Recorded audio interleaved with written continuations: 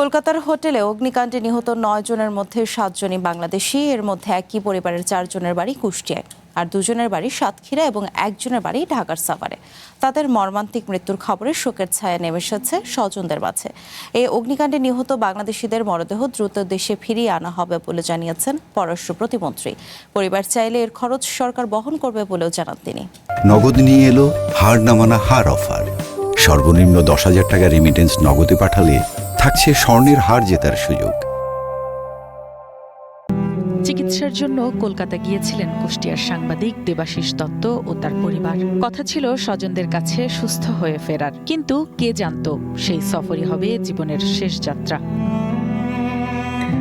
স্বজনরা জানান, গত ৩ অগস্ট স্ত্রী ও সন্তানের চিকিৎসার জন্য ভারতের বেঙ্গালুরুতে যান দৈনিক আজকের পত্রিকার জেলা প্রতিনিধি দেবাশিস দত্ত।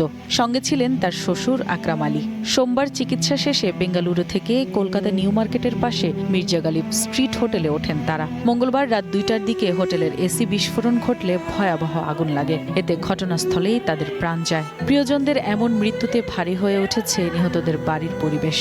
বেঙ্গালুরু থেকে চলে আসছি, কলকাতায় থাকবো, পরশুদিন আসবো। এই পর্যন্তই। আমরা ভালো আছি, চিন্তা করিস না। তিনি একজন খুব ভালো মানুষ এবং খুবই অন্যরকম মানুষ ছিল। আমরা বলবো যে পুরো সাংবাদিক, কুষ্টিয়ার সাংবাদিক জগতের একটা আইকন সে হারিয়ে ফেললাম আমরা। শুধু কুষ্টিয়া নয়, কলকাতার এই অগ্নিকাণ্ডে প্রাণ গেছে সাভারের আরও এক বাংলাদেশির। সুস্থ হয়ে ফেরার প্রত্যাশায় জীবন থেমে গেল এক ভয়াবহ দুর্ঘটনায়। ওর 10টার সময় আমার ফোন দেয়, আমি এখন গাড়ি চলে যাবো, কিছু লাগলে বল, আপনার কিছু লাগলে পরে আনামুনি। ছবি পাঠানোর পর সাথে সাথে আমরা শনাক্ত করতে সমর্থ হয়েছে উনি বাবু। আমাদের খুব কাছের বন্ধু ছিল, এটা আমরা মেনে নিতে পারতেছি না।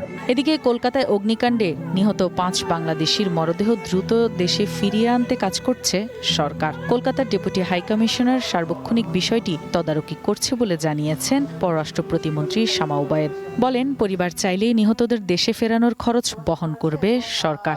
আমরা দ্রুততর সময়ে, কারণ শনাক্ত শেষ হলে এবং সব ফর্মালিটিস কমপ্লিট হলে দ্রুততম সময় আমাদের এই মরদেহগুলো আমরা যেন বাংলাদেশে ফিরিয়ে আনতে পারি, সে কাজটা আমাদের কলকাতার মিশন সে কাজটা করছে।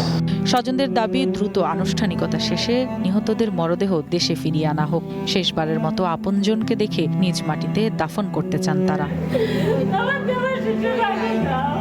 রওশন আরা তানিয়া, ওয়ান ন্যাশনাল ডেস্ক।